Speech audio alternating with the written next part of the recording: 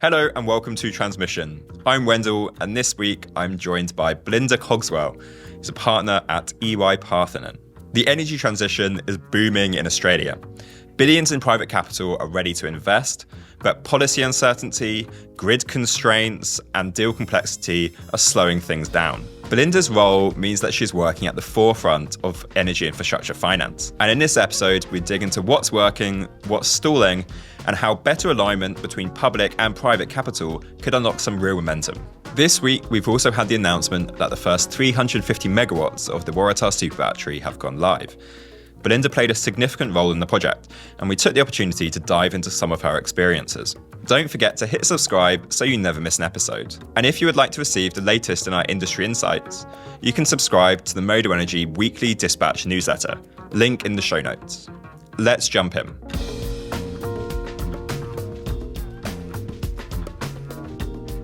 Morning, Belinda. Welcome to the podcast. Hi, Wendel. Thanks so much for having me. We were just discussing our respective mornings, which have been interesting, but maybe we don't need to repeat that for the podcast, save the listeners some trauma. But so I guess first off, it'd be great if you just give me a brief introduction to who you are. Like, what's your career and what are you doing now? Sure. So I'm a partner at EY in Energy Lead Advisory. I'm a pretty recent joiner to EY, although it's my second time around. And we have a really, really big Energy Lead Advisory practice, which I think speaks to the size of the challenge and the activity that's going on in this market now, which is very, very exciting. I spent a lot of my career in investment banking. I've worked at Goldman Sachs and some of the Australian lenders and a lot of boutique firms. And I also spent a little bit of time in New South Wales government, which I think has been incredibly useful as we navigate this transition, which obviously involves a lot of public sector policy settings, some interesting financial support settings, and of course, a huge swell of private capital. Yeah, and that's something I'd really love to probe you on maybe a bit later. I guess for now, in your current role, so within the team that you're leading, what is that team kind of trying to achieve, really? What are we doing? What is their role within the energy transition in Australia? So we are financial advisors. There's about 30 people in our direct team who are entirely focused on energy transition transactions. So that means buying and selling projects, capital raising across debt and equity, working through some of the government sector interface contracts as well. That might be big renewable energy zone tenders, thinking through different avenues of support like the capacity investment scheme, which is still reasonably new, but I think proving to be quite the success in Australia. And we sit within an ecosystem across the business that has probably 100 professionals in there who advise on everything from regulatory settings, market design, operating models, net zero and ESG reporting and assurance, as well as transformation and technology professionals. So it's a pretty awesome offering. And we're just so excited because we think the M&A lead advisory piece is a very, very important piece to that puzzle. But being able to speak the language of government and speak the language of financiers and investors and developers is really fundamental to success as well. I mean, within that kind of bracket of things which you cover, like why are EY interested in battery energy storage? So I led the Waratah super battery project for New South Wales government a couple of years ago. So that's kind of my personal passion project. But I think what we've seen in Australia is this emerging gap. And we've got this fascinating market where we have negative prices and an incredible amount of generation that's being built out. And so storage is an essential part of that equation. But we're at the very beginning of that journey still, I would say, although we've seen really rapid evolution in the last couple of years. We're still at the beginning of that journey of market evolution. It's really a wholesale and energy-only market. And I think we're going to see some interesting conversations about capacity as we move through the next phase of understanding how coal-fired power can exit the system in the smoothest possible way. And I guess from your perspective now, you're kind of looking at a lot of the companies who are looking to invest in the space. I mean, if you were to sort of think across the industry, how mature would you say the investment kind of sector is for battery energy storage currently in Australia, if we compare it to maybe some other asset classes like renewables, or maybe even like kind of more traditional generation? So I think we're still at fairly early stages, although we've seen quite an explosion in development projects and a quite rapid increase in sophistication of the way parties are contracting their assets, and that's all an essential part of the evolution. I think what we're yet to see is kind of that extra layer of financialisation of what batteries can provide as incredibly flexible solutions to a very dynamic electricity system that we have in Australia.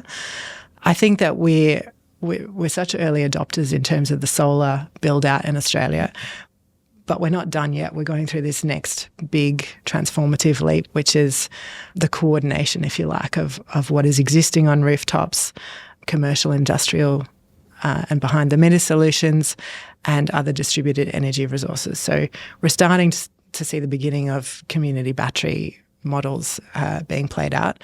But there are many parties who have not been able to make the investment case for batteries work yet. And that is a function of uncertainty about price forecasts. It's a function of there sort of being an insufficient value attributed to the storage capacity, really. And that particularly impacts in the long duration part of the market. So getting beyond 6 hours, 8 hours, and then into intraday or seasonal storages, et cetera, which is obviously getting a little bit beyond the scope of batteries. But I think our ability to understand and evolve the way we look at storage as we transition is tantamount to the success of batteries and how we see more participants be able to get more projects to FID and into operations. In Australia, there's like a huge pipeline of batteries coming online. I think we're at about almost 3 gigawatts online today. As all these new projects come online, as the industry kind of gets more comfortable with what you're just talking about, do you see anything changing, if you think specifically on the financial side, so with like kind of project financing or transactions, do you see anything changing there as that kind of sector matures? Yeah, I think you're seeing a really high degree of comfort now around portfolio financing, and that's been an important evolution. I think the next phase of innovation, and we're starting to see this, is fractional offtake and making sure we're able to have a whole lot of contracts interplay successfully with the operation of a single asset, because that allows you to build storage at scale in the right locations and allows you to spread that hefty development timeline, even though it is relatively short compared to the generation projects or transmission. But that fractional offtake capacity allows different pools of capital to own the parts of the risk curve that they're comfortable with. And that's very, very important. I think we've seen a little bit of an inflection point, I suppose, in the market here, where there's been a little bit less offtake available because we've got these large projects and people hoping to do sort of 1 or 2 part contracting for these assets. And I think we need to see much more distributed layering of how that revenue stack can work from individual batteries and allow perfect matching across portfolios. So that means lots of work for lawyers and advisors and bankers. But I think that's really the next level of sophistication. And that allows the commodity houses to kind of take the risks that they're comfortable with, the infrastructure funds to take a slightly different risk profile and so on. It also allows you to mix and match a little bit better. And I see that batteries kind of are the glue, if you like, in this whole transition. The more we are able to slice and dice the way those assets perform and can contract, the better we're able to defray the risk across the whole system and get the right outcomes for generation pull through and the best return on investment for the transmission that we're building as well. Yeah, and so just quickly, by sort of fractional contracting, essentially someone might build, like, say, a 300 megawatt battery, but then secure kind of long-term offtake contract structures for like portions of that battery, and then they will stack up, which I think feels like something. I mean, it's relatively new to Australia, but I feel like Australia is probably pretty leading globally on that, which is quite a cool thing to see. So essentially, then the work that companies like yourself are doing in terms of getting investors comfortable with that is, kind of critical to making this all happen. And I think that's a little bit of a response to kind of the lost decade that we had in Australia. There was a lot of capital that was interested in financing this transition, a lot of highly motivated parties wanting to develop projects. And I think what we've seen in the very recent federal election is a groundswell of support actually for this transition, which is not 100% renewables, but it's clearly there's a mandate across the bulk of the population to do this and to get on with it.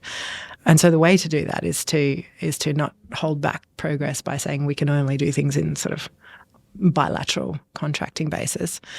And I think that maybe comes from a bit of the commodity DNA that we have in this country is understanding how to take risk, because we have so much of that skill base across the resources and the agricultural sector. And we're an island, so we're obviously used to understanding the interplay of all sorts of macro factors on our local economy. So I think that really helps with the IP that exists in the financing organisations in this country, as well as the big institutions and infrastructure investors. We've got incredibly sophisticated capital here, and I think we do punch above our weight globally, and that's been a function of really intelligent infrastructure development over many decades, and that's translating into increasing appetite to understand and manage the risk differently, and batteries allow you to do that.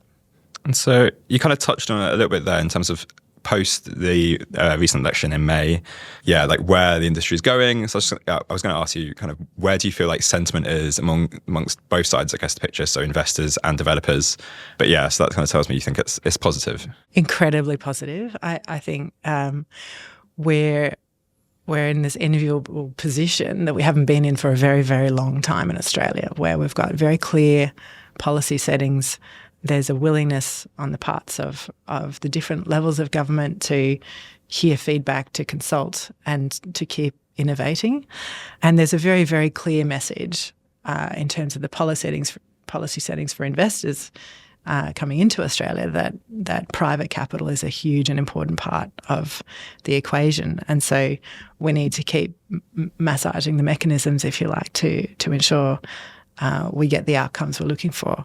So I think sentiment is positive, and we were talking about today's newspaper this morning. The Clean Energy Council has sort of, I think, re-galvanised into looking at its role toward the next phase of development of this industry, which is to say this is the peak body for industry. And as an industry, we need perhaps to think about a more collaborative and functional way of gaining social licence, which has probably been one of the bigger challenges to renewables and energy transition so far. And maybe we can't expect that to be achieved successfully on a project-by-project basis or in a renewable energy zone basis, for example. We need to have a more holistic and positive and encouraging conversation, and that includes thinking differently about how benefits are shared and how we attribute success in this transition. So I think we can all say we're breathing a sigh of relief, in fact, but it's just hugely positive, and that means it's incredibly busy in the M&A space right now as well. So you kind of were talking about the sort of evolution of contracting structures, the fact you've now got these kind of like portioned offtake structures. Is there any other way that you've seen the kind of investors, developers evolve their thinking about battery energy storage in the last, say, 5 years? Or is that the main thing? I think I'm thinking of ways to evolve that. Okay. What would you think of? Well, I think we're in this very interesting position now where some of the state governments have also decided to allocate capital to the transition. And so they're looking, if you look at the mandate of the ESC in New South Wales and the SEC in Victoria, and I think Queensland is kind of assessing how it participates and induces private capital to participate in the transition on the ground in Queensland.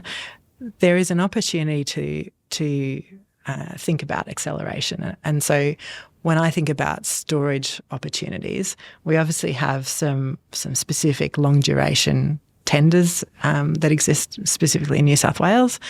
And those are able to give credit support or revenue support directly to projects. But I wonder if there's also an opportunity for this type of capital to play a role in accelerating the transition by underwriting sort of the last hours, if you like, of duration.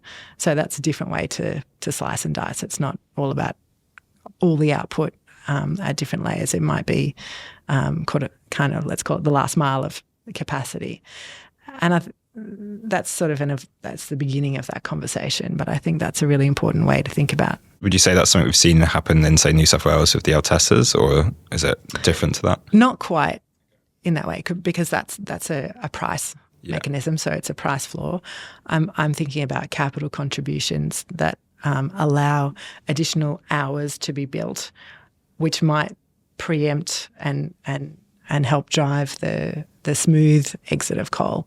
You can't have a smooth exit if you're waiting for it to exit and for the price signal to then encourage you to build the asset for that extra duration. So I think it's about the clever ordering of things and making sure we have just enough capacity in the system without crowding out private capital, because we know very clearly that in Australia we want private capital to do the bulk of the heavy lifting.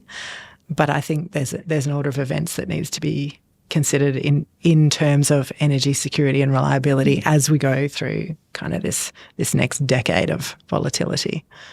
Yeah, I think that neatly kind of brings us onto the kind of next topic, which is, so I guess across the whole sector, like how does the industry do this next step of that transition away from coal towards renewables and storage? So one thing, I guess, you just mentioned is like more government intervention, which I guess at state level they have indicated they're willing to do. Is there anything else you would see? Well, I think the forms of that, let's call it support, are yet to be determined. And so I would say, the doors are well and truly open in terms of ideas. So what I think that means, though, is it's not about permanent intervention. It's about facilitating transition and accelerating us achieving like the new normal, if you like, the new steady state where we've got sufficient storage in the system to really pull through this incredibly valuable and cheap solar generation that we can do, given the land mass we have available, and where we can see wind projects, I think, not stalling because there's enough storage to kind of pull through those electrons too, if you like. What we're seeing very recently is escalating costs for the development of wind projects and particularly long development delays. And so those differences in lived experience, if you like, are yet to feed into the integrated system plan and those big market-wide planning tools. And if you see the generation start to falter because of either negative prices or higher and higher costs to build out, storage can't store something that's not being generated. Yeah. So we're not going to quite achieve our objectives in terms of reliable and affordable and secure energy supply if we don't probably put the foot on the gas pretty seriously around storage. And I think that's around the extra duration. I think the case for 2 hour, 4 hour, even 6 hour is actually pretty strong now. And we need to not disrupt the fundamentals of the market. We need to be very considered but quick about the forms of support, I'd call it, rather than intervention, that allow this transition to make sense. And this is probably goes to another question about the alignment between the public sector and the private sector. I think there's a misconception perhaps on both sides of the table that the other side could do a lot more. And that's simply about those parties not walking in each other's shoes all the time. And that is to say they have fundamentally different objectives for good reasons. And if we want to see a smooth transition and a meeting of policy objectives and the objectives of delivering return on capital for private investors, we need to set the market mechanisms in the right way to induce that. And in my view, it's not just about revenue contracts that sort of get us through this lumpy period. I think we've got to think very hard about capacity. And that's if you don't do that, then coal continues to set the pace, if you like, and then that becomes a bigger and bigger issue for governments to solve. And I can see that becoming very painful in the not too distant future. You mentioned the business case for like 3, 4, 6 hour batteries. I think this is something we've been thinking about quite a lot because we've been developing our own sort of long-term revenue forecasts for batteries and them. And I mean, even when we look at June last month, there were sort of 3 days of big price spikes that happened across all of them. And it was quite interesting because on the first day, it was maybe something we'd seen before, where it was, 30 minutes, an hour. But then the next day, sort of they had a price spike that lasted for 3 hours. Yeah. 3 hours above about $10,000 per megawatt hour. And then a couple of weeks later, one that lasted for 4 hours. And so it's like almost, it's anecdotal, but also it's kind of these one-off price events that really show the need for longer duration storage and that the value that those projects can get in the short term.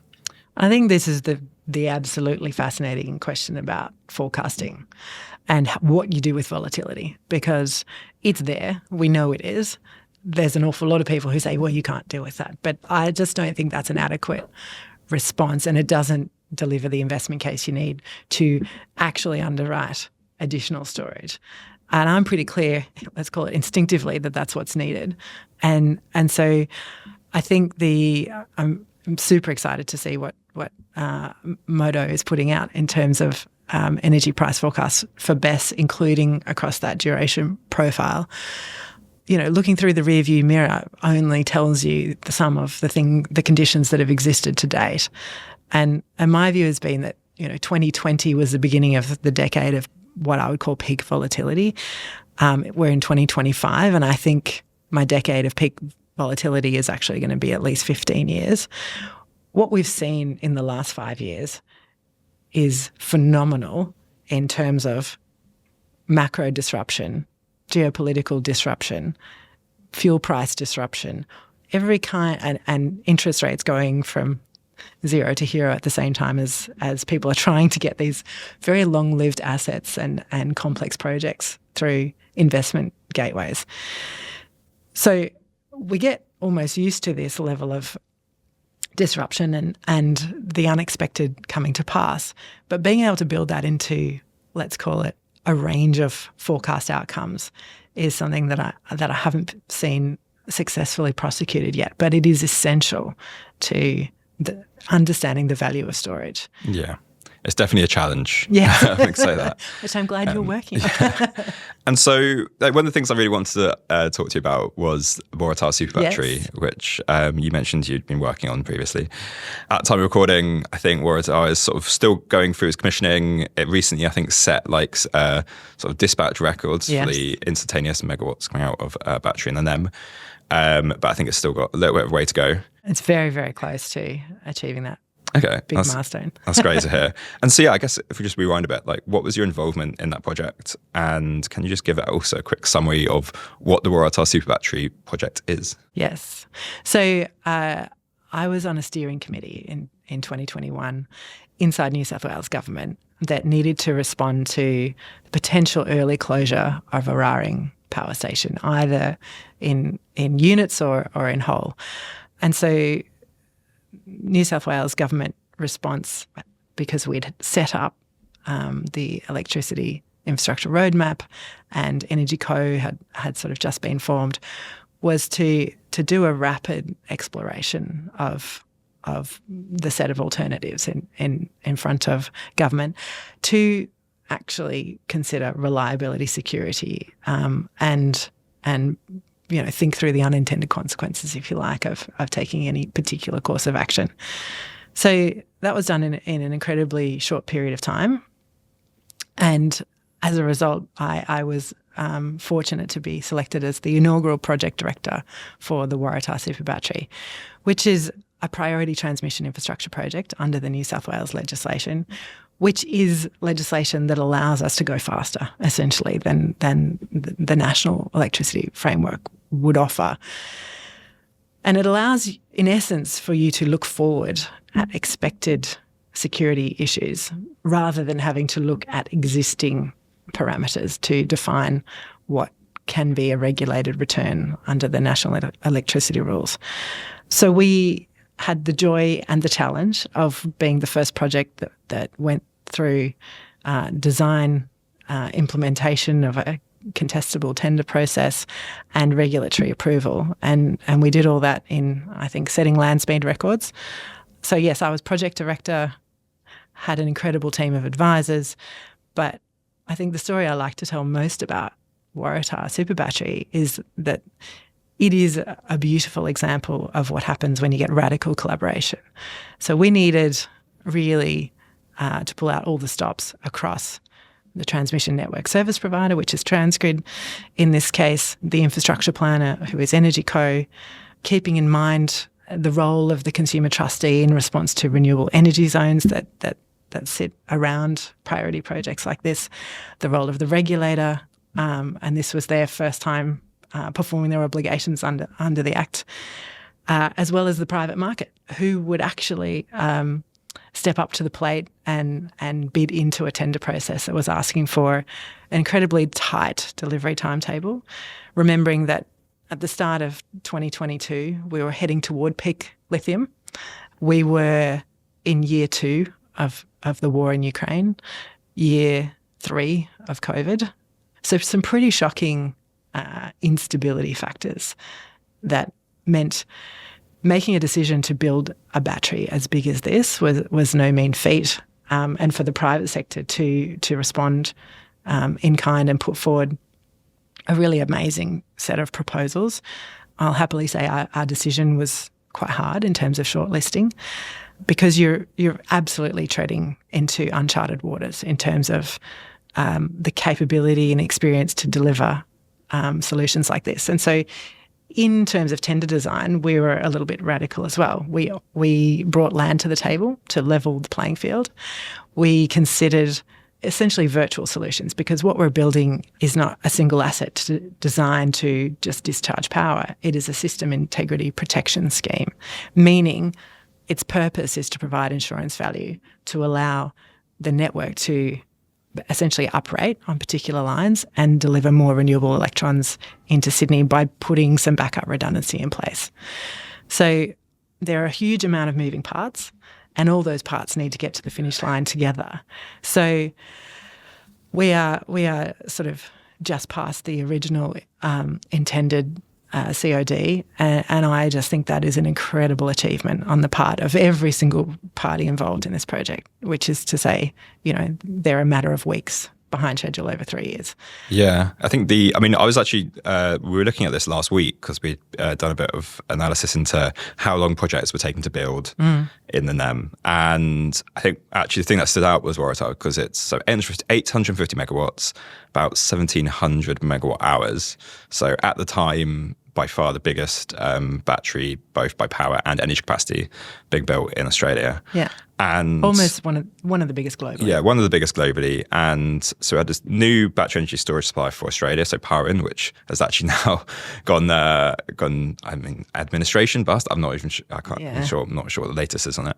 But it was constructed in, I think, about 17 months, correct, which is pretty amazing for phenomenal projects that size. And yes. I think kind of shows what can be done. Yeah, so all of the constructors, I'll even say credit to my team and New South Wales government. We got a DA through in pretty record time as well for that site to be available and for work to be able to start on time.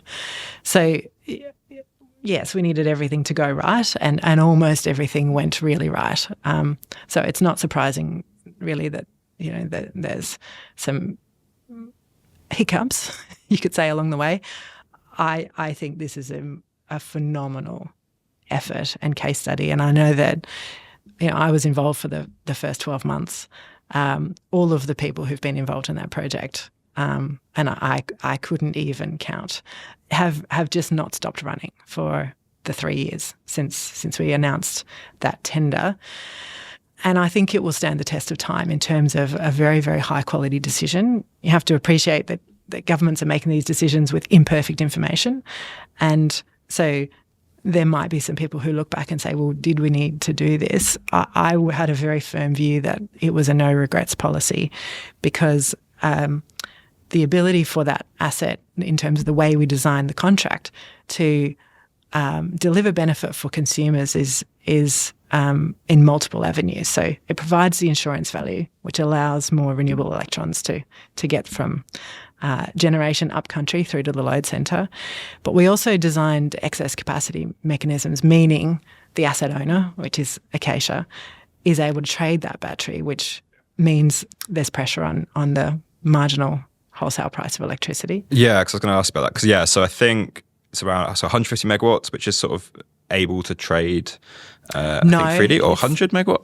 Is it flexible? It's a shaped profile. Okay. So there are intraday differences, intra-seasonal differences, and there are other mechanisms in the contract that allow additional differences. So it's quite complex, but what it means is consumers are bearing basically the most minimal cost for that huge insurance value, benefiting from the renewable supply that is now free to get through instead of curtailed.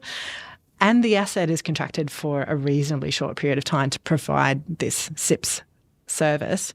And so after that, what we've done is really bring forward the build of a very, very significant asset that is then able to operate completely as a merchant asset or contract in other ways for the remainder of its useful life in this market. And I think pleasingly we're hearing from multiple parties that batteries are performing much better than expected in terms of performance through cycles and low degradation. So useful life is a really interesting concept right now too. Yeah, that's something I think we've been seeing kind of globally, what we see. Yeah. I think just quickly then, I mean, because the core thing that kind of underpins the Waratah battery then is that SIPS contract. Yes. Where, I think, correct me if I'm wrong, but basically, so it kind of is almost like a reserve contract for specific failures on the transmission network. Yeah. So there are service obligations, and those obligations step up in terms of the megawatt hours that are reserved at different periods of time for when we expect to need it most. And we won't, I think, have a perfect crystal ball, but there's the ability to flex that up and down in response to what else happens in this transition at the same time.